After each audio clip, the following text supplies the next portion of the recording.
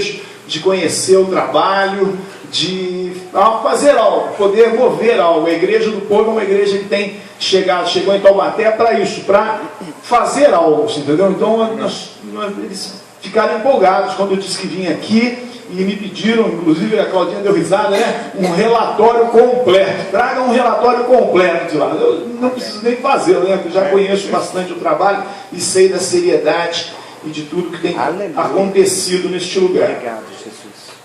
Eu quero convidar você já de pronto a abrir sua Bíblia no livro do Evangelho segundo Marcos, capítulo 6. Nós estaremos lendo a partir do versículo 45. Marcos 6, a partir do versículo 45. Aleluia.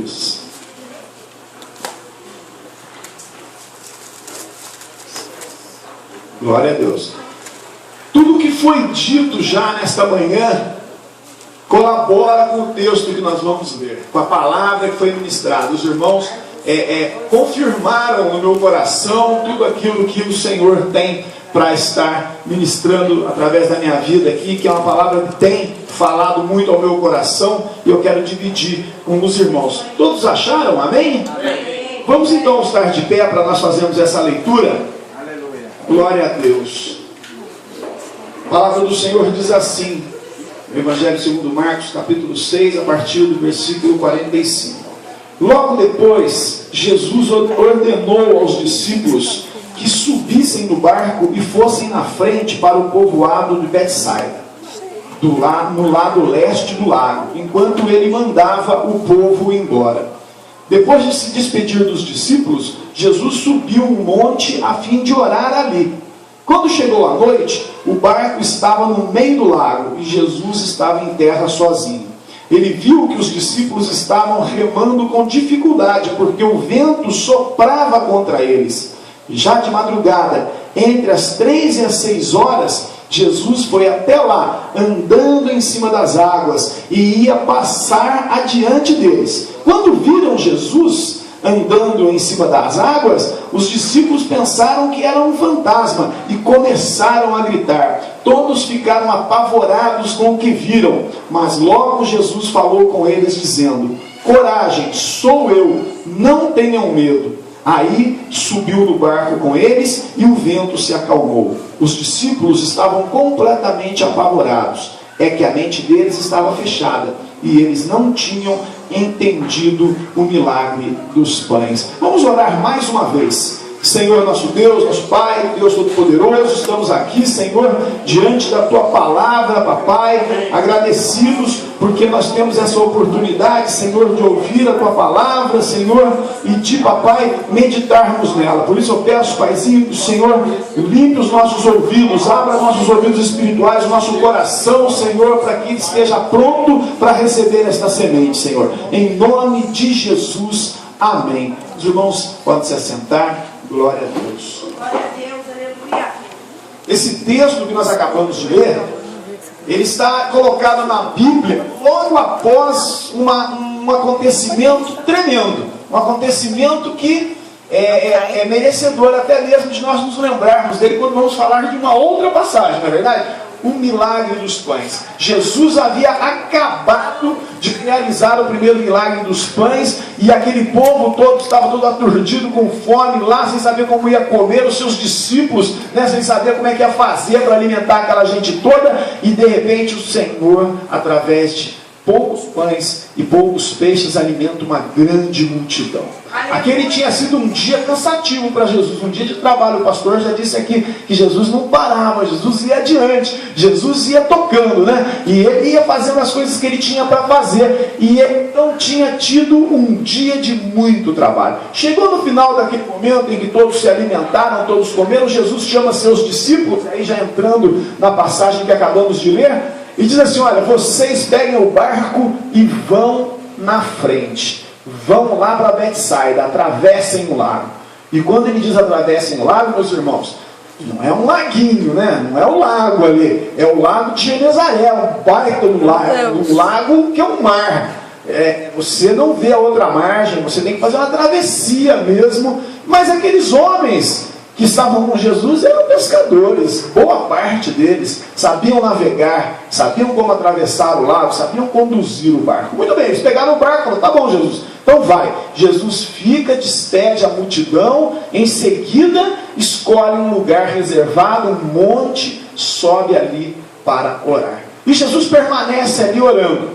E diz a Bíblia que em determinado momento ele olhou para o lago, ele devia estar num lugar alto, um monte, e que ele tinha a visão do lago. E ele olha lá e vê que os seus discípulos estavam remando, e que a situação daqueles discípulos não era a melhor, porque eles estavam remando e ainda não tinham chego do outro lado do barco. Jesus então volta às suas orações e ora até pela madrugada. Lá pela madrugada, entre as 3 e as 6 horas da manhã, na sua versão deve estar escrito quarta vigília da noite, ele então se levanta ali do lugar onde ele estava orando, desce o monte, entra nas águas, caminhando sobre as águas e vai caminhando e vai passando pelos discípulos. Mais uma vez fica evidente a dificuldade que aqueles homens estavam enfrentando no meio do mar, porque Jesus, até andando sobre as águas, foi e ia passando por eles. Quando aqueles homens viram Jesus andando sobre as águas, ficaram apavorados, ficaram aturdidos, nervosos, pensaram que era um fantasma, começaram a gritar, ficaram com medo, e Jesus fala, para, calma, sou eu, sou Jesus. E aí caminha até eles, entra no barco, o vento se acalma. Já foi dito aqui nesta noite, não, nesta manhã, leva eles até a outra margem, completa a travessia. Deus é um Deus que nos acompanha na hora da nossa luta. Não é diferente com nenhum de nós. Jesus está sempre olhando para nós. Jesus está sempre nos acompanhando. Muito bem. É um texto maravilhoso, um texto que grande parte já conhece, já ouviu outras pregações. E eu costumo dizer, pastor Paulo, que o Evangelho é algo muito simples. Jesus ensinava de uma maneira muito simples. E por isso, eu quero tirar alguns ensinamentos, 3 ou 4 ensinamentos deste texto, de maneira muito simples. Coisas muito corriqueiras mesmo, coisa que nós podemos aplicar nas nossas vidas. Aleluia. Coisas que são fáceis de nós olharmos para o Evangelho e falarmos, poxa, é isso que Jesus está me ensinando, é isso que eu vou fazer. Porque senão não haverá mudança nas nossas vidas. Porque senão a palavra vai entrar, como um pastor outro dia disse numa igreja que eu estive visitando, e ele dizia assim, da anorexia espiritual, pastor, que a anorexia, todos nós sabemos, é aquela doença que as pessoas, principalmente as mulheres, elas se alimentam, depois correm para o vaso sanitário e vomitam a comida para não engordar, porque fica doida, achando que uma loucura. Mas espiritualmente muitas vezes nós fazemos isso, porque nós vamos à igreja, nós vamos ao culto, recebemos a palavra do Senhor, e ali na frente nós a eliminamos da nossa mente. Ali na frente, quando nós colocamos os pés para fora, aquela palavra já deixou de ter valor, porque nós não nos lembramos dela mais, porque nós não a praticamos, porque nós a deixamos de lado, e nós vamos nos tornando anoréxicos espirituais. Ou seja, nos alimentamos e jogamos fora, e a nossa vida continua emagrecendo. E nós sabemos que a anorexia mata e a espiritual leva ao inferno. Amém? Então vamos aos ensinamentos bem simples que Jesus tem para nós neste texto maravilhoso, um texto de milagres, um texto recheado de coisas tremendas. Jesus andando sobre as águas, acalmando a tempestade, multiplicando os pães. Esse Jesus é o mesmo Jesus que está aqui. Por isso você tenha fé, por isso você busque com confiança a presença dele e o que ele tem para a sua vida. A primeira coisa que eu quero destacar para os irmãos e para as irmãs é o seguinte: Jesus, depois de um dia cansativo, depois de um dia de muito trabalho, porque ele não só alimentou toda aquela gente, mas ele pregou para aquelas pessoas. E quem aqui é pregador sabe que pregar para uma grande multidão sedenta e faminta leva as suas energias embora. E ele então, depois de um dia bastante trabalhoso, ele fez o quê? Ele mandou os seus discípulos embora, montou a barraquinha dele e foi tirar uma soneca. Foi isso, pastor? Não foi isso que a Bíblia diz, não. Ele, depois de ter trabalhado arduamente e ter alimentado a multidão, apesar de ser Deus, ele foi orar. Ele foi orar.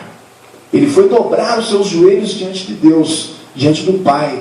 Ele foi buscar alimento espiritual para a sua alma. Ele foi buscar a força necessária para continuar a caminhada que ele tinha. Porque do outro lado, milagres teriam que ser realizados. Aleluia. Uma obra tinha que ser realizada. Aleluia. Ele tinha trabalho para fazer ainda. E ele não se deteve pelo cansaço, pastor. Ele não se deteve pela vontade de sentar debaixo de uma árvore, porque lá faz calor, porque lá é uma temperatura difícil, é um lugar difícil. Não, ele fez mais um pequeno esforço e subiu o monte. E estando no monte, ele dobrou os seus joelhos, eu creio, e ali ele se entregou em uma conversa com seu pai, com o nosso Pai. Ali ele orou ao Senhor, creio eu, a Bíblia não relata, agradecendo as maravilhas que ele tinha realizado naquele dia, e que ele não se cansava de dizer: a glória é do meu Pai, eu faço a obra do meu Pai. Ele não tomava para si a honra que era de Deus, mas ele subiu aquele monte para agradecer a Deus por ser um instrumento.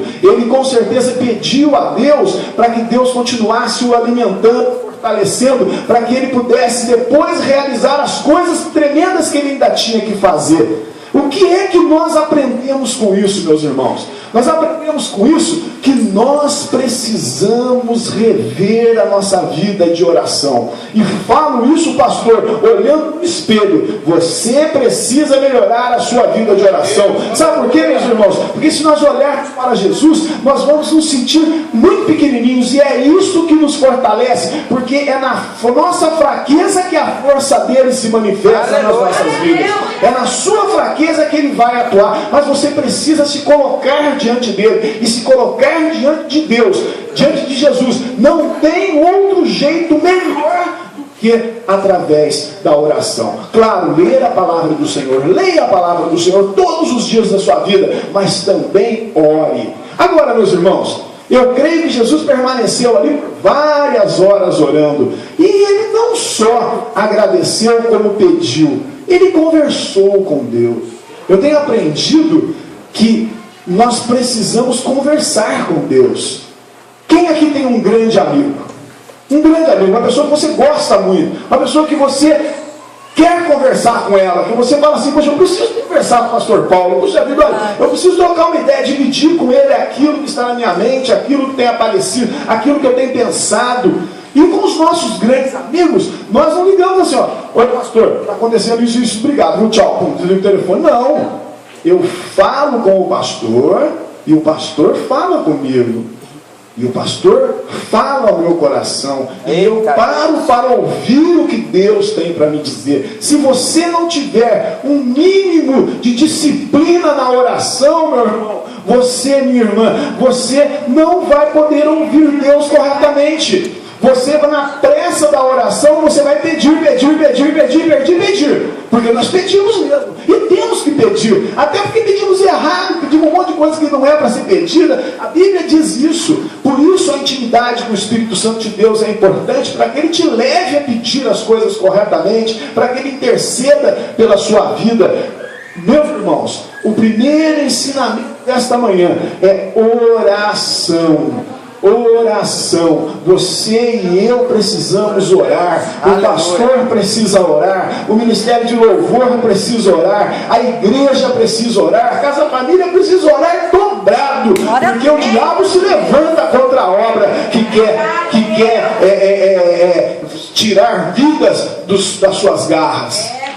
E saiba você que essa guerra é uma guerra espiritual, e guerra espiritual só se ganha na oração.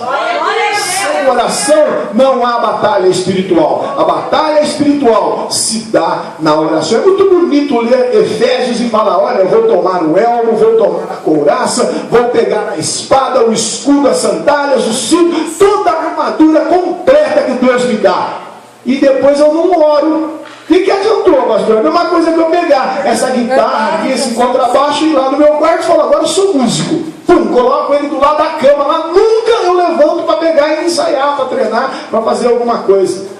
Nunca. Para que vai me servir eu ter uma guitarra, um contrabaixo, um violão, se eu não tocar, se eu não ensaiar, se eu não praticar? De nada. Batalha espiritual. É isso que todos nós estamos envolvidos. Todos nós estamos envolvidos diariamente. Se ganha com a oração. Amém? Amém. Então, o Glória a primeiro Deus. ensinamento deste dia para os nossos corações: precisamos rever a nossa vida de oração. Sem oração é impossível nós vencermos as batalhas espirituais em que nos envolvemos todos os dias. Segundo ensinamento, tão importante quanto. Meus irmãos, aqueles discípulos, eu já disse aqui, eles eram homens que conheciam o mar. Eles eram homens que conheciam o mar. E eles receberam uma ordem de Jesus e a cumpriram. Algumas versões, tive outras versões, diz assim: Jesus ordenou-lhes que eles fossem. Porque eu creio que ninguém queria sair de perto de Jesus. Quem quer sair de perto de Jesus aqui?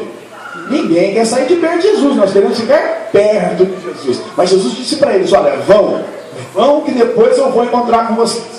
E eles, no meio daquela caminhada, no meio daquela travessia, o vento começou a balançar, começou a soprar, o mar começou a balançar. O barquinho que eles estavam, com certeza não era grande coisa, porque embarcação naquele tempo não era grande coisa. E eles então começaram a remar, e o vento a soprar contra, e eles não tinham uma vela, porque não fala de vela aqui, eles tinham que ir no braço mesmo, e eles estavam ali remando, e o mar ficando feio, e o mar batendo. Quem já esteve em meio a uma tempestade no mar sabe o que eu estou falando. Não precisa nem ser tempestade. Quem já ficou meio afogado no mar, na praia, né, passou por um susto, já dá para imaginar o que estava na mente daqueles homens. Nós vamos morrer, porque nós não vamos conseguir atravessar aqui, porque eles sabiam muito bem, vários deles eram pescadores, que a situação que eles estavam enfrentando era muito difícil, porque já fazia muito tempo que eles estavam lutando contra aquele vento, aquela onda, e não iam adiante, não chegavam na outra margem. Os braços estavam cansados, a situação estava periclitante. E aí o que aconteceu? Eles olharam assim ao largo e viram um fantasma. Então no coração daqueles homens o que veio? Porque a tradição judaica dizia que ver fantasmas era mau agouro, trazia azar ver fantasmas. Então ali o mar batendo, o vento soprando, o braço cansado, e agora um fantasma. Já fomos, acabou. Agora nós vamos morrer. E com isso, meus irmãos, a atitude mental daqueles homens começou a ficar afetada. Sabe, meus irmãos, nós precisamos, nas nossas orações, pedir para que Deus abra a nossa mente, pedir para que Deus transforme a nossa mente, fazer como ele diz lá em Romanos, que a nossa mente seja transformada, que a nossa mente mude, porque no meio das nossas caminhadas, já foi dito isso aqui também, muita coisa nos machuca, muitas coisas nos cutucam, muitas coisas nos fazem endurecer, muitos de nós vão ficando duros, vão criando uma carapaça, com medo de sofrer mais, com medo de ser agredido mais, com o nosso coração fica duro.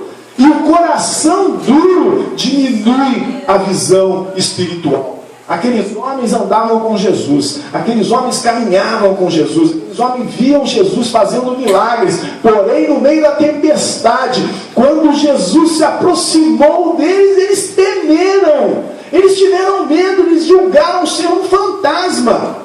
O coração deles estava endurecido. A Bíblia diz: a mente deles estava fechada, o coração endurecido. Então, meus irmãos e minhas irmãs, famílias que estão reunidas aqui nesta casa família, abra o seu coração. Aleluia. Permita que Deus transforme o seu coração. Peça para que Deus lhe dê um coração como o coração de Jesus. Um coração perdoador, um coração aberto a ser ministrado, porque Jesus subiu aquele monte para orar, para ser ministrado pelo Pai, para que o Pai lhe dissesse: vai, faz, acontece, e ele seguia a vontade do seu Pai. Nossos corações endurecidos não permitem que a palavra, que a semente que é a palavra de Deus frutifique. Então, nas nossas orações, nós precisamos pedir cotidianamente a Deus: Senhor, transforma meu coração. Senhor, aquilo que ficou lá fora, aquilo que passou, passou. Eu não quero mais pensar naquilo. Eu não quero mais viver aquilo. Eu não quero que aquelas machucaduras me doam mais. Eu estou aqui com o meu dedo machucado. Machucado é assim. Porque se você não permitir que Deus cure seu machucado, ele vai sangrar. Ele vai sangrar. E cada vez que ele sangra, você vai sofrer. Agora, todo machucado, nós sabemos, Deus fez o nosso corpo perfeito, porque Deus é perfeito. O que acontece? Ele passa por um processo de cura e depois ele vai virar uma cicatriz. Aquela cicatriz, nós vamos olhar para ela e falar: nossa, doeu. Mas não vai mais ter dor. Não vai mais ter dor. Não tem mais dor. Tem uma cicatriz. Algo que passou. Algo que foi vivido e que ficou para trás. Amém. Aleluia. Abra o seu coração. Permita que a palavra de Deus que é ensinada, e eu tenho certeza, várias vezes por dia para você neste lugar. Você que está aqui em tratamento, abra o seu coração. Abra o seu coração. Você que é pai, você que é mãe, marido, filho e que está aqui também, abra o seu coração, porque aquilo que aconteceu no passado não vai voltar a acontecer, porque Deus é maior do que os problemas que nós enfrentamos. Deus é maior do que os problemas que nós enfrentamos. E se tem alguém que é capaz de quebrar cadeias, e quem se envolve com dependência química está acorrentado, está na cadeia, está na corrente, é o Senhor Jesus. Aleluia. Ele quebra toda a corrente, ele quebra toda a cadeia. Não tem pecado, não tem obra satânica que possa vencer o poder do Senhor Jesus na sua vida. Portanto, meu irmão, minha irmã, família, é você que é paciente, você que está aqui, como é que nós chamamos mesmo, perdão? Alunas. Você que é aluna da casa, você tem a certeza absoluta que apesar da luta, apesar da dificuldade, o Senhor Jesus vai vencer essa guerra por você. Porque Ele é o Senhor dos exércitos. Porque é Ele que luta as nossas lutas. Agora, para Ele vencer a luta para você, você tem que batalhar espiritualmente, orando e pedindo a Deus que o seu coração seja transformado verdadeiramente. E que as dores do passado, que os ferimentos do passado sejam cicatrizes, que nós vamos olhar para eles e dizer: olha, isso me machucou, já não me machuca mais. Aleluia! Já não me machuca mais, porque agora eu sirvo a um Deus que é maior. Eu sirvo a um Deus que transformou a minha vida e que tem muito mais. Assim como Jesus tinha muito mais para fazer do outro lado do lago, cada um de nós tem muito mais a fazer do outro lado do lago. Porque não é só você que é aluna, não. É você que é marido, é você que é pai, é você que é mãe. Somos nós que estamos aqui ministrando. Todos nós temos muito mais a fazer. Deus não nos chamou para brincarmos. Deus não nos chamou para ficarmos aqui brincando de igreja. A igreja veio para transformar o mundo.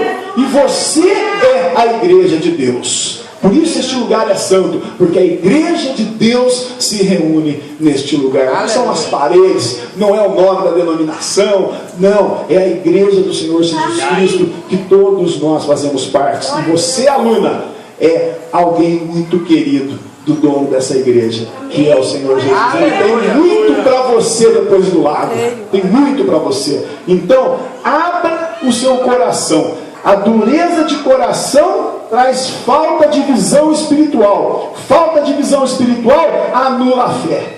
Porque a fé é acreditar naquilo que nós não vemos. Acreditar naquilo que não é possível. Mas nós servimos ao Deus do impossível. Aleluia. Meus queridos, tem mais. A luta acontece mesmo na nossa vida. Coloquem-se agora no lugar dos nossos remadores. lugar dos nossos discípulos, amigos discípulos. Eles receberam uma ordem de Jesus: vai para o lago, vai para o lago, vai lá para o lago, atravessa o lago. E eles já sabiam o que iam fazer, pegaram o barco e foram. No meio do caminho, a adversidade se levanta de uma forma poderosa, de uma forma que eles não viram como vencer. Eles estavam ali numa situação de morte, risco de vida. Eles poderiam simplesmente morrerem afogados ali naquela hora.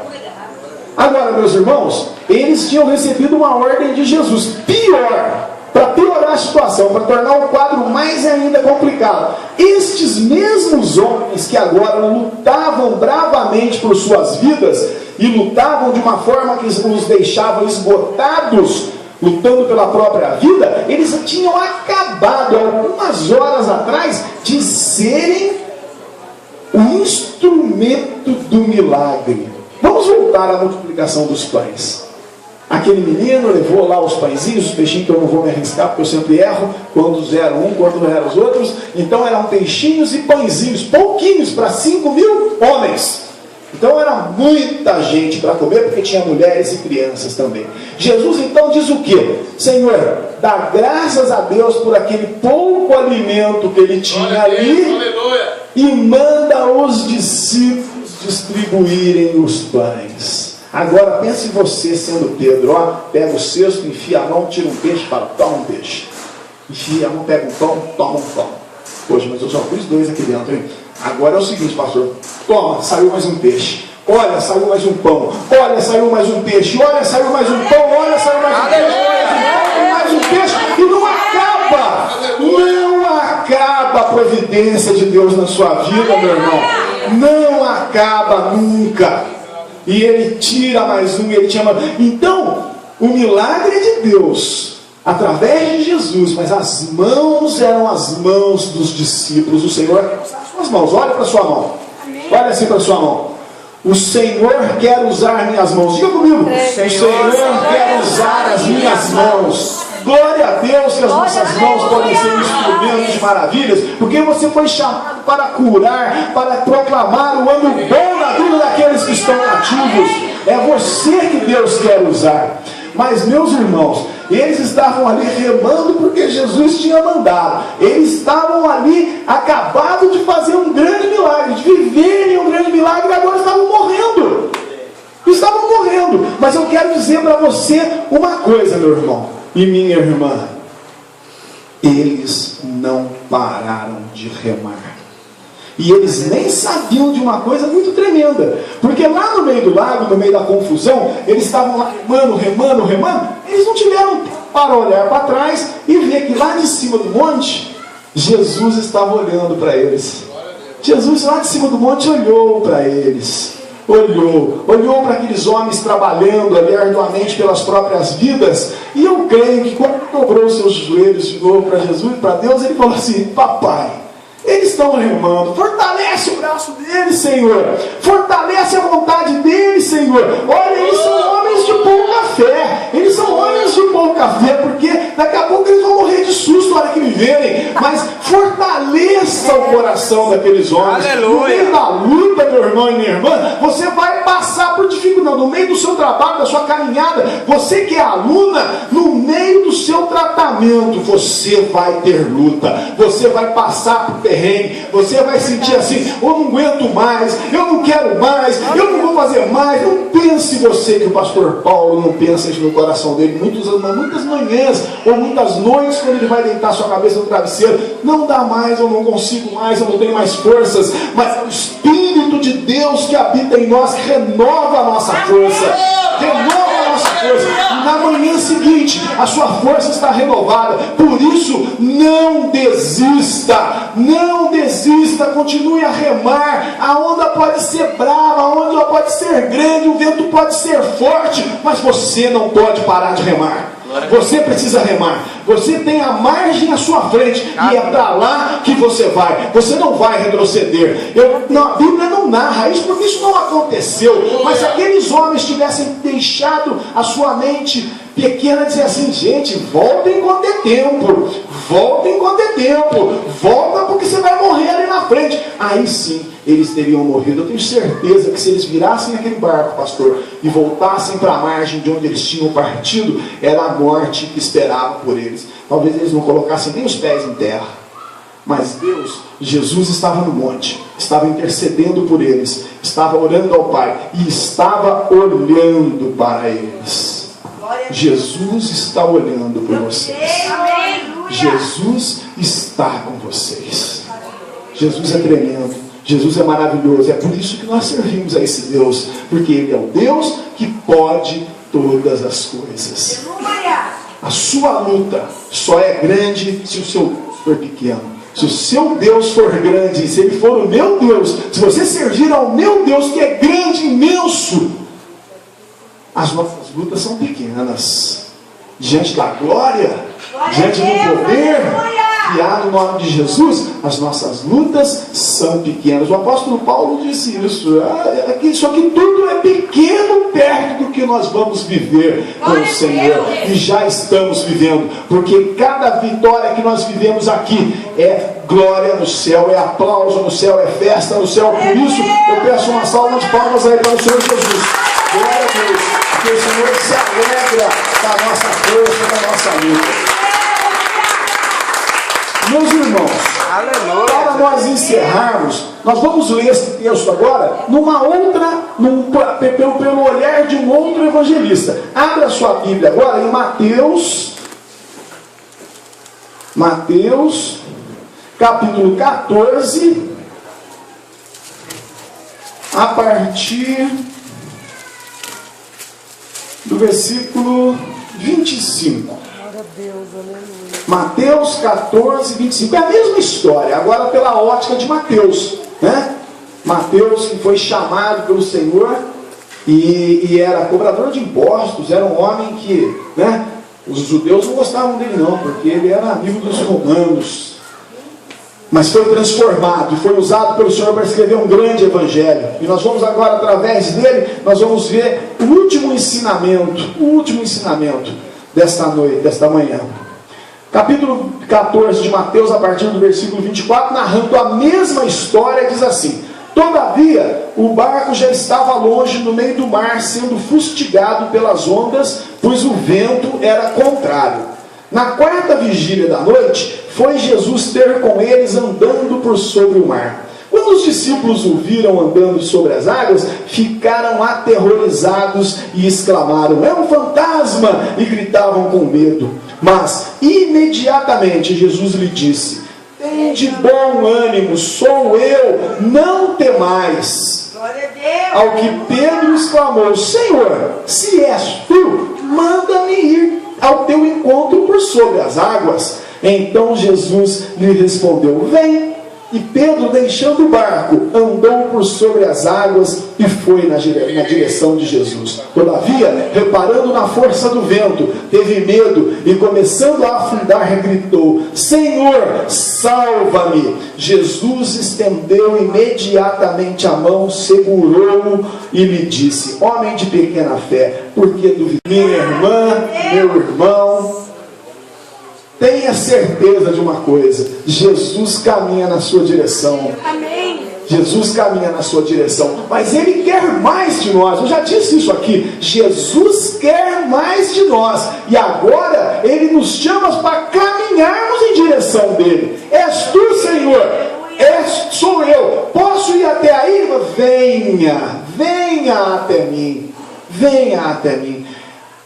O Senhor Jesus nos chama a tomarmos decisões nas nossas vidas. O Senhor Jesus nos chama a caminharmos na direção dEle, ainda que essa caminhada seja difícil, ainda que quando nós olharmos ao nosso redor, as circunstâncias sejam todas contrárias, mas se nós caminharmos, se a nossa fé que é pequena, nos levarmos a dar passos em direção a Jesus, ainda que os nossos pés comecem a afundar. Se você estiver indo na direção de Jesus, Ele vai te segurar. Glória a Deus. Ele vai te segurar. Ele segurou o Pedro, e Pedro voltou com ele, não no colo, voltou andando. E quando eles subiram no barco, a tempestade cessou, e eles atravessaram para o outro lado, e lá do outro lado, todos eles juntos fizeram grandes milagres para a glória de Deus. Você é um milagre de Deus. Eu sou um milagre de Deus. Por isso eu quero desafiar você nesta hora a dar um passo de fé, a caminhar na direção de Jesus. Você que é aluna, você que é pai,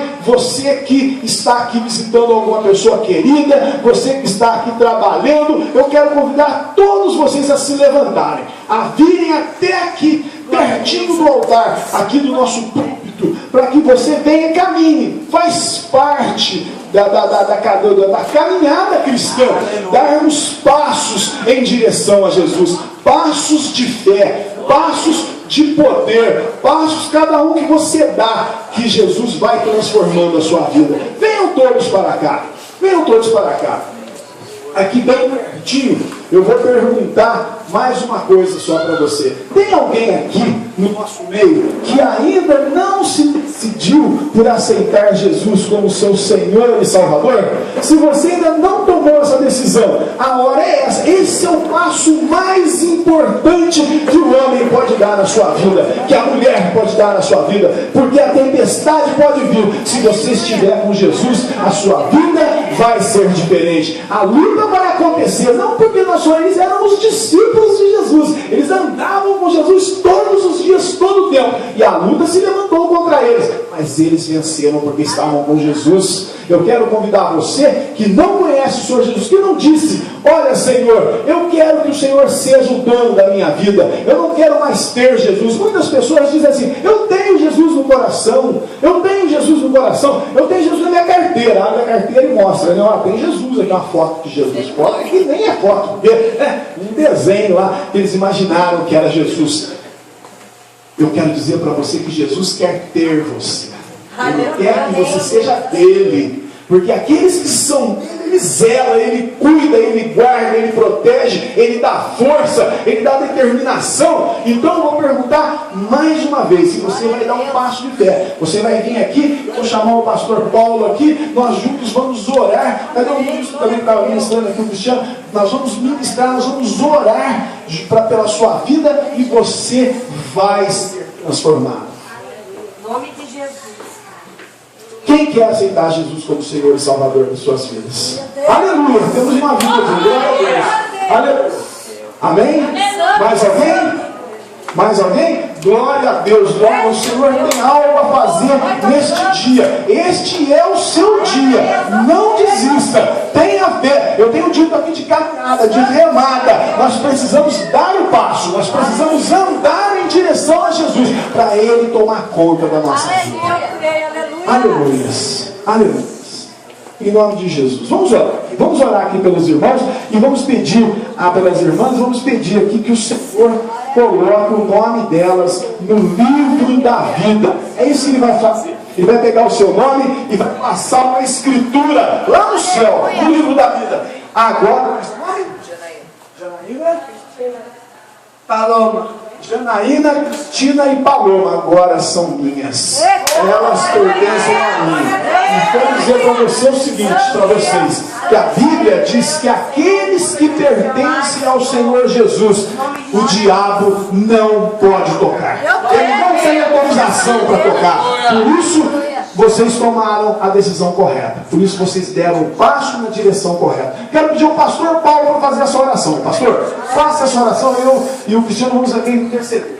Glória, glória, Repita, gente. Você também Senhor Jesus. As três, repita assim. Senhor Jesus. Senhor Jesus. Eu creio Eu creio que o Senhor veio na terra, que o Senhor veio na terra, andou entre os homens, andou entre os homens, que o Senhor morreu na o cruz Senhor morreu na cruz e ressuscitou ao terceiro dia para perdoar para perdoar os meus pecados. Por isso eu entrego a minha vida ao teu comando e peço perdão peço perdão pelos pecados que cometi, consciente ou inconsciente. E a partir de hoje, o Espírito Santo dirija a minha vida em nome de Jesus. Pai, em nome de Jesus, essas meninas, papai, que decidiram por ti, Senhor, escreve, Senhor, o nome delas no livro da vida, Pai. E que o Senhor derrame sobre a vida delas, Senhor, o Espírito Santo de Deus, quebrando todo o passado, quebrando e apagando todo o pecado, quebrando todo aquilo que elas fizeram, consciente ou inconsciente, e toda obra contrária à vida delas, Pai, em nome de Jesus Cristo, pelo sangue de Jesus, seja desfeita na cruz do Calvário, e pelo poder da ressurreição de Cristo, dê vitória a elas, dê uma nova vida, dê transformação em nome de Jesus Cristo. A ti toda a glória, toda a honra, todo o louvor em nome de Jesus. Amém e amém. Glória a Deus. Nós oramos.